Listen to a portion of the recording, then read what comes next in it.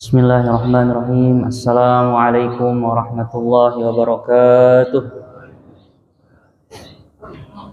Hamdan wa syukran lillah, salatan wa salaman ala mustafa fi mabda'i kulli amrin wa muntaha. Allahumma inna qad kharajna min hawlina ila hawlik wa min du'afina ila quwwatik wa min dhullina wa inkisarina ila qahrika wa izzatik. Fa na'udzu bika an naqula zura aw naghsha fujura aw nakuna bika maghrura. Amma ba'du. Al-jumlah as-sadisah, pembahasan yang keenam, fil wuqufi wa ma qablahu. Membahas tentang wukuf dan apa sebelum wukuf. Al-hajju, seorang yang berhaji, idzan taha yauma arafata ila arafat, apabila seandainya misalnya dia berangkat, dijadwalkan keberangkatannya sangat terlambat sehingga dia baru sampai di Arafah itu di hari Arafah sendiri, fala yatafarragu li tawafil qudum, maka janganlah dia melakukan kesibukan-kesibukan lain melainkan langsung melakukan wukuf, kecuali apabila baru dia melakukan tawaf qudum dan lain-lainnya itu apabila dia sampai di Mekkah beberapa hari sebelum tibanya hari Arafah. Jadi kalau dia tiba sebelum hari Arafah beberapa hari ada waktu, tawafa tawafal qudum, barulah dia itu melakukan tawaf qudum. Kalau bahasa kita mungkin tawaf penyembula lah ya, baru kita nyampe kita melakukan tawaf qudum. Itu tawaf pertama itu disebut dengan tawaf qudum bagi orang yang melakukan haji ifrad. Jadi kita biasanya kalau haji tamattu ya tawaf yang pertama kita lakukan adalah tawaf umroh, tawaf wajib. Fayamkuthu muhriman ilal yaumis sabi' min dzulhijjah, maka dia memanfaatkan hari-hari yang tersisa itu sampai di hari ke-7 daripada Zulhijjah. Apabila sudah tiba hari ke-7, tanggal ke-7 Zulhijjah, fayakhthubul imamu bi Makkah khutbatan ba'da zuhri 'indal Ka'bah. Imam di Masjidil Haram itu melakukan khutbah di dekat Ka'bah. Wa ya'murun nas bil isti'dadi lil khuruji ila Mina yaumat tarwiyah wal mabiti biha. Isi khutbahnya adalah mengarahkan orang-orang untuk bersiap-siap keluar menuju Mina pada hari tarwiyah. Hari tarwiyah niki hari apa? Tanggal 8 Zulhijjah. Berarti jadi sudah dipersiapkan dari tanggal 7 itu sudah imam sudah memberikan himbauan dengan menyampaikan khutbah untuk melakukan tarwiyah dan menginap di Mina. Wabil gudui minha ila Arafata li iqamati fardil wuqufi ba'da zawali syamsi. Dan esok harinya pagi-pagi berangkat dari Mina menuju Arafah untuk melaksanakan fardu wukuf, dan itu terhitung setelah tergelincirnya matahari. Artinya setelah zuhur baru terhitung kita boleh wukuf. Jadi kalau misalnya kita berada di Arafah pada tanggal 9, tapi sebelum zawalus syamsi atau sebelum zuhur kemudian kita pergi, maka tidak terhitung. Jadi mulai terhitung itu adalah dari tergelincirnya matahari tanggal 9 boleh sampai terbitnya matahari atau tibanya waktu fajar pada tanggal 10 Zulhijjah atau pada hari Idul Adha. Idh waqtul wukuf minaz zawal ila tulu'il fajri as-shadiq min yaumin nahri. Rentang waktu kita berwukuf adalah terhitung dari tergelincirnya matahari pada tanggal 9 sampai terbitnya fajar shadiq, artinya tibanya waktu subuh pada yaumun nahar, yaitu tanggal 10 Zulhijjah atau hari Idul Adha. Fayan bagi an yakhruja ila Mina mulabbiyan, maka dia ketika keluar untuk tarwiyah pada hari 8 Hijriah, dia keluar ke Mina dengan sambil membaca talbiyah, labbaik Allahumma labbaik, labbaik la syarika lak labbaik, innal hamda wan ni'mata laka wal mulk la syarika lak. Wa yustahabbu lahul masyu min Makkah fil manasiki ila inqidha'i hajjihi in qadira alaihi. Dan disunnahkan agar setiap perjalanannya itu ditempuh dengan jalan kaki, mulai dari Mekah ke Mina sampai nanti dari Mina ke Arafah, ke Muzdalifah, ke Mina lagi, dengan jalan kaki. Tapi ini dengan catatan in qadira alaihi, apabila mampu, apabila memungkinkan. Kalau sekarang sudah berat mungkin bagi kita, kemudian juga sudah kemungkinan tidak memungkinkan, jadi kita menggunakan fasilitas transportasi yang sudah disediakan. Wal masyu min masjid Ibrahim alaihi salam ilal mauqif afdal wa akad, dan berjalan dari masjid Nabi Ibrahim alaihi salam sampai ke tempat wukuf itu lebih afdal dan lebih diutamakan. Artinya masjid Nabi Ibrahim yang terletak di Mina. Nanti pada hari Tarwiyah kan kita menginap di Mina. Kemudian ketika kita berangkat pagi-pagi, berangkat setar dari Masjid Nabi Ibrahim, di sini dianjurkan jalan kaki. Kalau bisa itu lebih utama, tapi kalau tidak bisa tidak mengapa. Faidan taha ila Mina, apabila dia sudah sampai di Mina pada hari Tarwiyah itu untuk melakukan sunnah Tarwiyah, dia membaca Allahumma hadhihi Mina, ya Allah ini adalah Mina. Famnun alayya bima mananta bihi ala awliyaika wa ahli ta'atika.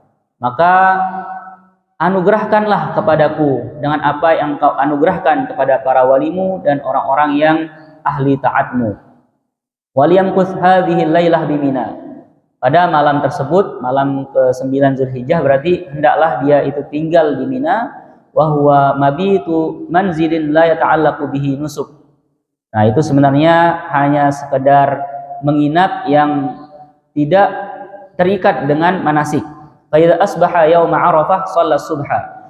Apabila sudah tiba subuh pada hari Arafah, dia melaksanakan sholat subuh masih di Mina ini. Fa idza tala'atis syamsu ala thabir, maka apabila sudah terlihat matahari terbit, ini Thabir ini adalah nama gunung di Mekah, terlihat dari balik gunung tersebut, sara ila Arafat, barulah dia itu berjalan menuju Arafah. Wa yaqul, dan memulai perjalanannya dengan membaca Allahumma ij'alha khaira ghadwatin ghadawtuha qattu. Jadikanlah pagi ini menjadi pagi terbaik yang aku jalani seumur hidupku. Wa aqrabha min ridwanika, dan sebagai pagi yang paling dekat dengan ridhamu. Wa ab'adaha min sakhatika, dan sebagai pagi yang paling jauh dari kemurkaanmu. Allahumma, ya Allah, ilaika ghadawtu, kepadamulah aku melangkahkan pagiku ini. Wa iyyaka rajautu, dan hanya kepadamulah aku berharap. Wa alaika i'tamadtu, dan hanya kepadamulah aku berpegang.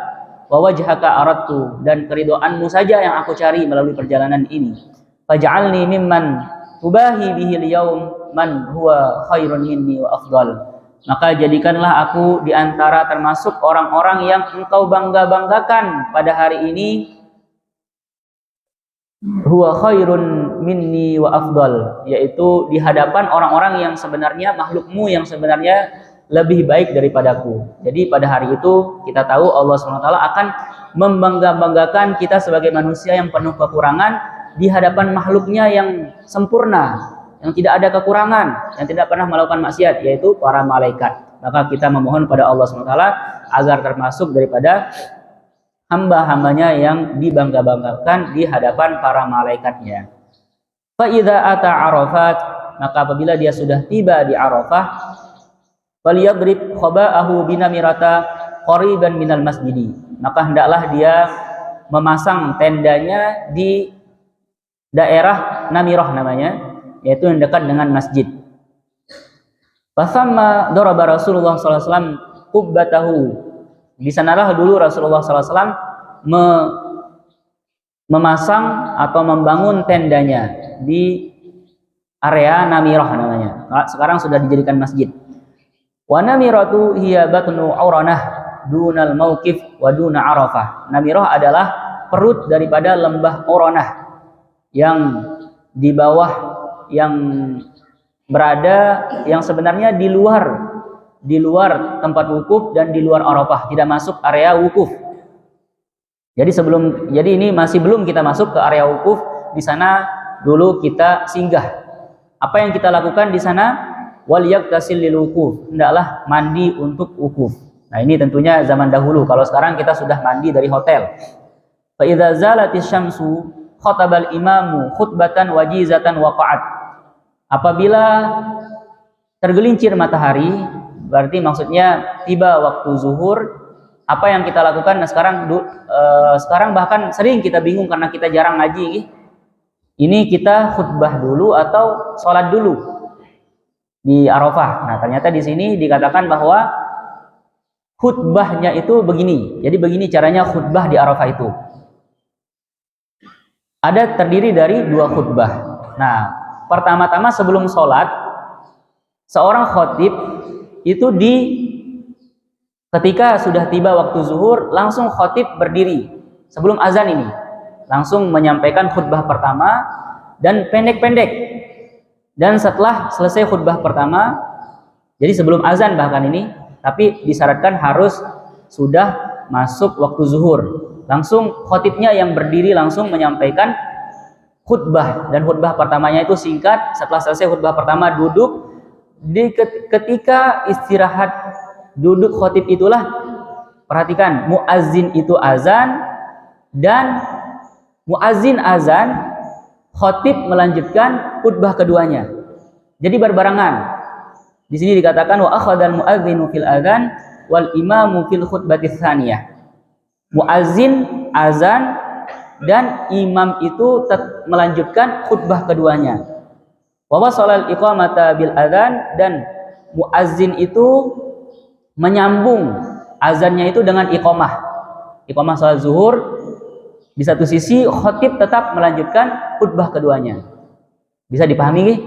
Nah, jadi khutbah kedua itu berbarengan dengan azan dan iqamah. Jadi selesai iqamah, selesai pula khutbahnya. Wa faragal imamu ma'a tamami iqamatil muadzin. Maka selesailah sang imam yang menjadi khotib menyelesaikan khutbahnya berbarengan dengan iqamahnya muadzin. Sepertinya ini jarang kita temukan, karena nanti akan mungkin pertimbangannya di satu sisi mungkin karena banyak yang tidak tahu fikih ini, di satu sisi karena nanti rancau antara penyampaian khotib dalam khutbah kedua dengan azannya muazzin, begitupun iqamahnya. Tapi pertimbangan Rasulullah kemungkinan adalah agar khutbah itu dari awal sudah dilakukan memang untuk singkat-singkat saja. Karena nanti kondisinya di sana panas, sehingga tidak perlu untuk diperpanjang-panjang khutbahnya. Tsumma jama'a baina zuhri wal 'ashri bi adzanin wa iqamataini. Nah, ini di sini menurut Imam Al-Ghazali sebagai penganut mazhab Syafi'i, memang beliau menganjurkan untuk menjamak antara zuhur dan asar dengan 1 azan dan 2 iqamah. Jadi zuhur ada iqamahnya, setelah kita selesai sholat zuhur ada iqamah lagi, dan diqashar.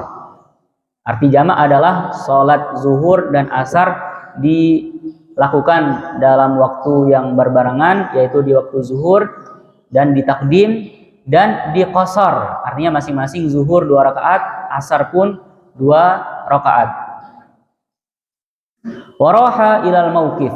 Nah, barulah setelah selesai daripada khutbah Arafah, selesai daripada zuhur dan asar yang sudah dijamak dan diqashar, barulah Rasulullah SAW masuk ke area wukuf.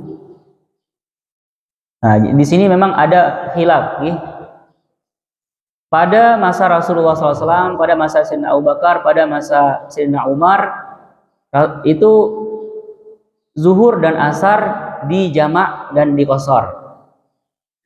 Tapi setelah zaman Sayyidina Utsman bin Affan, beliau itu mengitmam, artinya menyempurnakan. Zuhur dilakukan 4 rakaat di waktu zuhur, kemudian nanti di waktu asar, sholat asar 4 rakaat. Nah, sehingga itu menimbulkan sempat Sayyidina Abdullah bin Mas'ud kayak keberatan gitu. Kenapa Sayyidina Utsman ini berbeda dengan apa yang dipraktekkan oleh Rasulullah, Sayyidina Abu Bakar, dan Sayyidina Umar. Beliau membuat inovasi sendiri, yaitu melakukan ketika Arafah zuhur 4 rakaat, asar 4 rakaat. Di situ para ulama mengartikan bahwa Rasulullah SAW, Abu Bakar dan Umar adalah karena mereka itu dalam keadaan safar ketika hari Arafah itu. sehingga masih diperbolehkan untuk jamak qasar. Sedangkan ketika Sayyidina Utsman, beliau masanya sudah kalau haji itu ya berbulan-bulan di Mekah, sehingga melakukan sholat secara itmam. Ada juga yang mencari alasan bahwa ketika masa Sayyidina Utsman, Islam itu sudah luas, banyak orang-orang yang masuk Islam baru, dan kesempatan untuk datang ke Mekah untuk belajar Islam itu adalah di waktu-waktu berhaji. Orang-orang dari Persia, orang-orang dari Syam. Nah, bagaimana agar Sayyidina Utsman mempraktikkan sholat sebagaimana biasanya? Jadi kalau misalnya mungkin dalam hati Sayyidina Utsman, kalau seandainya saya yang dilihat oleh umat Islam yang baru masuk Islam ini melakukan sholat seperti ini, 2 rakaat, mungkin mereka akan mengira nanti pulang ke kampung halamannya, ke Persia, ke Syam, akan menyampaikan kepada orang-orang di sana bahwa cara melakukan sholat zuhur dan asar itu seperti itu. Nah, mereka tidak tahu bahwa itu adalah rukhsah yang hanya dilakukan di saat itu saja. Nah, maka terjadi khilaf di kalangan ulama, apakah menjamak takdim dan mengqasar antara zuhur dan asar ketika di Arafah itu adalah syariah ataukah rukhsah. Jadi bagi yang mengatakan itu adalah syariah, maka dilakukan sampai sekarang, dan itulah yang banyak kita lakukan sekarang, dan hampir-hampir semua orang itu ketika kita di Arafah menjamak takdim zuhur dan asar dan mengqasarnya. Tapi ada juga yang berpegang kepada apa yang dilakukan oleh Sayyidina Utsman yang mengatakan bahwa itu adalah rukhsah bagi orang yang musafir saja. Termasuk setiap kami bareng dengan Tuan Guru itu melakukan zuhur dan asar secara 4 rakaat. Jadi tidak kita jamak dan qasar, karena itu yang diajarkan oleh Bapak Maulana Syekh, kata beliau, kemudian juga oleh guru-guru beliau. Jadi kita kalau mau mengambil kedua pendapat ini, sebenarnya pendapat ini ada dan mu'tabar dan mu'tamad. Sebagaimana yang kita katakan tadi, alasan daripada Sayyidina Utsman melakukan 4 rakaat itu adalah kemungkinan karena beliau itu khawatir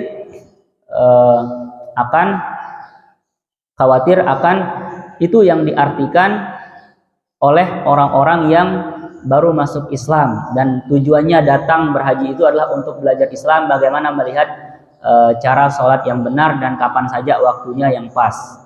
Nah, itulah alasannya. Walaupun sebagaimana yang kita katakan tadi, Sayyidina Abdullah bin Mas'ud protes agar Sayyidina Utsman tetap melakukan apa yang dilakukan oleh Rasulullah, tapi setelah perdebatan tetap kata pemimpin yang harus diikuti, dan Sayyidina Abdullah bin Mas'ud tetap ikut sholat di belakang Sayyidina Utsman. Nah, ini pelajaran bagi kita agar kita tidak mufaraqatul jamaah. Memang kita boleh menyampaikan pandangan kita kepada imam, kepada pemimpin, tapi nanti harus kita mengikuti kesepakatan. Sebagaimana Sayyidina Abdullah bin Mas'ud, beliau adalah seorang alim yang menjadi ulama diakui sejak zaman Rasulullah SAW. Tapi dalam hal ini, ya ketika beliau sampaikan pandangannya dan Sayyidina Utsman tetap dengan pandangannya, Sayyidina Abdullah bin Mas'ud sebagai rakyat, sebagai anggota daripada Sayyidina Utsman, tetap ketika sholat mengikuti, tidak membuat jamaah baru dan mengajak jamaah lain itu untuk menjamak takdim ataupun mentakhir dan mengqasar salat, ya. Wa amma Masjidu Ibrahim alaihissalam fasadruhu fil wadi wa ukhrayatuhu min Arafah. Ada masjid Sayyidina Ibrahim, sepertinya sekarang mungkin ini yang dimaksud dengan Masjid Namirah mungkin, ya. Faman waqafa fi sadril masjid lam yahsul lahul wuquf bi Arafah. Atau ini mungkin masjid lain atau mungkin ini yang sekarang sudah dibuat menjadi Masjid Namirah yang ada di Arafah. Nah, jadi Masjid Namirah itu perlu kita hati-hati di sana. Masjidnya sangat besar. Nah, setengahnya itu adalah Arafah dan setengahnya lagi di luar Arafah. Maka jangan sampai kita seharian berada di masjid yang bukan masuk wilayah Arafah. Dan sepertinya sudah diberikan tanda oleh pemerintah di sana, misalnya dari segi warna karpetnya dan lain sebagainya. Nanti imam yang memang sudah resmi ditunjuk, misalnya entah itu Syekh Sudais, Syekh Bandar Balilah, nah biasanya mereka itu akan menyampaikan khutbah itu di Masjid Namirah, dan hanya orang-orang tertentu saja yang bisa masuk di masjid tersebut. Adapun kita pada hari Arafah jamaah haji itu ya diam di sekitar-sekitar tendanya. Kalaupun nanti mau mencari Jabal Rahmah itu jauh sekali, tapi kalau misalnya tahu jalan silahkan bisa jalan sendiri. Karena ada di bawah Jabal Rahmah itu ada namanya Sakhar, batu besar yang dimana disitulah Rasulullah SAW itu duduk dulu dan banyak berdoa di sana. Itulah yang orang-orang cari ketika Arafah untuk dekat di Sakhar atau batu besar yang ada di area Jabal Rahmah tersebut. Tapi biasanya jauh dari tenda yang sudah diberikan kita oleh pemerintah. Wa yatamayyazu makana Arafah minal masjidi bi sakharatin kibar farasyatrahu thamma. Dan yang menjadi pembeda antara mana Arafah dengan masjid yang bukan wilayah Arafah itu ada sakharat kibar, ada beberapa batu besar yang memang sudah dihamparkan di sana. Wal afdalu an yaqifa 'inda sakharat bi qurbil imam mustaqbilan lil qiblati raqiban. Dan yang paling afdal adalah wukuf di sekitar sakhar dekat daripada imam sambil menghadap kiblat, kemudian dalam keadaan tetap di atas kendaraan. Kalau zaman dahulu orang-orang berada di atas unta, tetap di atas unta, tidak perlu turun dari untanya. Wal yakthur min anwa'i tahmidi wat tasbihi wat tahlili wat tsana'i 'ala Allah azza wa jalla. Apa yang kita lakukan ketika kita wukuf di Arafah? Perbanyak berbagai macam tahmid dengan berbagai sigahnya. Alhamdulillah, nahmaduka dan lain sebagainya. Perbanyak tasbih, subhanallah, perbanyak tahlil, perbanyak puji-pujian kepada Allah azza wa jalla, wa doa, perbanyak berdoa, doa apapun, wa taubah, perbanyak bertaubat. Perbanyak ini semua dengan sambil menangis, dengan sambil mengkhusyukkan hati. Bahkan dikatakan wa illam tabki faltatabaki. Kalau kalian memang tidak bisa nangis secara natural, buat saja diri kalian menangis di hari Arafah itu. Wala yasumu fi hadzal yaum, dan bagi orang yang berhaji janganlah berpuasa pada hari ini. Memang disunahkan berpuasa tapi bukan bagi orang-orang yang selain orang-orang yang berhaji. Bagi orang berhaji dimakruhkan berpuasa pada hari Arafah. Agar apa? Liyaqwa 'alal muwadzabah 'ala du'a, agar kuat untuk terus-menerus tidak putus-putus berdoa pada hari Arafah itu. Jadi sepanjang hari berdoa tidak putus-putus. Wala yaqta'u talbiyah yauma Arafah, dan diseling-selingi, tidak putus antara doa dan juga talbiyah juga terus diulang-ulangi pada hari Arafah.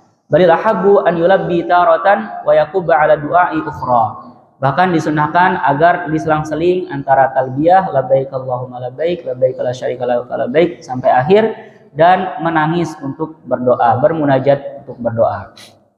Wa yanbaghi an la yanfasila min tarfi Arafah illa ba'dal ghurub yajma'a fi Arafata bainal laili wan nahar. Dan semestinya agar setiap jamaah haji itu tidak meninggalkan Arafah kecuali setelah terbenamnya matahari, agar dia itu menggabungkan, dia sudah menjumpai siang di Arafah dan juga sudah menjumpai malam di Arafah.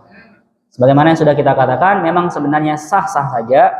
Yang penting setelah tergelincir matahari kita berada di Arafah lalu pergi, tidak apa-apa. Tapi alangkah baiknya kita tunggu sampai terbenam matahari dulu agar kita merasakan siangnya dan juga malamnya pada waktu Arafah itu. Wa in amkanahu al-wuquf yawm ats-tsamin sa'atan 'inda imkanil ghalati fil hilal fa huwa al-hazmu wa bihi al-amnu min al-fawat. Wa man fatahu al-wuquf hatta tala'a al-fajru yawm an-nahri faqad fatahu al-hajj. Apabila orang meninggalkan luput daripadanya wukuf sampai terbit, sampai tiba waktu subuh pada hari Idul Adha, maka luputlah baginya haji, tidak sah hajinya. Apabila dia itu tidak sampai di Arafah sampai subuh, batasnya adalah subuh pada hari Idul Adha. Fa'alaihi an yatahallala an ihramihi bi'a'malil umrah thumma yuri qadaman li ajlil fawat thumma yaqdi al-'am al-ati. Maka apabila terjadi apa mungkin yang terjadi sehingga dia itu telat untuk masuk Arafah dan lewat sudah waktu yang ditentukan yaitu subuh hari Idul Adha, maka apa yang dilakukan? Dia tahallul langsung dari ihramnya. Kemudian dia itu harus menyembelih dam sebagai denda, dia itu sudah luput, sudah lewat dari batas-batasnya. dan dia wajib untuk mengqadha sesegera mungkin pada tahun selanjutnya. Jadi tahun selanjutnya bagi orang yang kasusnya seperti ini itu harus datang lagi berhaji untuk membayar hajinya karena lewat Arafahnya kalau memungkinkan. Wal yakun ahamma asyghalihi fi hadzal yaumi ad-du'a, dan hendaklah sebagai kesibukannya yang paling penting pada hari Arafah adalah berdoa saja kerjaannya. Tapi mithli tilkal buq'ah wa mithli dzalikal jama' turja ijabatu da'awat. Pada tempat area yang semulia itu, kemudian di saat-saat perkumpulan yang sangat sakral itu, yang mulia itu, sangat besar harapan untuk diijabah doa kita. Maka perbanyak doa, di list bahkan dari sekarang apa doa-doa yang akan dibaca pada hari Arafah itu dicatat.